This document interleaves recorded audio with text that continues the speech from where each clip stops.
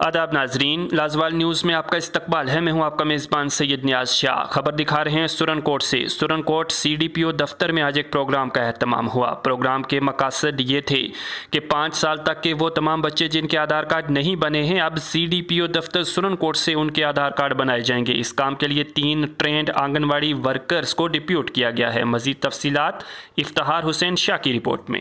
जो है वो जम्मू में ट्रेनिंग दी गई थी और उसके बाद फिर 1 साल तक हम ऐसे ही रहे। आज हमें अब कुछ में ये टैबलेट दिए गए हैं। ये हमने लोग में दूर दूर जहाँ हमारे आंगनबाड़ी सेंटर पढ़ते हैं या और कोई स्कूल पढ़ते हैं, 5 साल तक के बच्चे हैं, उनके बनाने हैं आधार।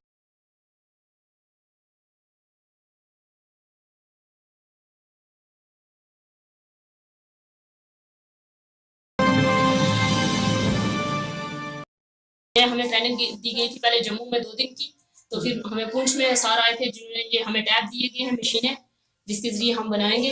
तो उन्होंने इसकी ट्रेनिंग दी कैसे बच्चों के बनाने हैं, 5 साल तक के बच्चों के हमने बनाने हैं आधार कार्ड।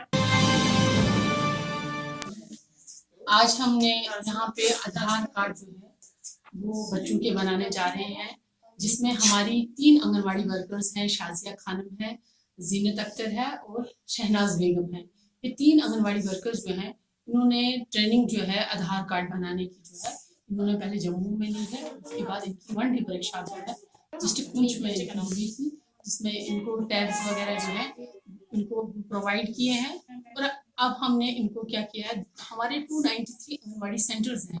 हमारी कोशिश रहेगी कि जो हमारे बच्चे हैं 5 साल तक के बच्चों का जिनका आधार कार्ड नहीं बन पाया है, उनके ये आधार कार्ड जो है ये प्रॉपर तरीके से, अच्छे तरीके से इनके बनाएं, ताकि ये लोग भी इससे मुस्तफीद हो सके।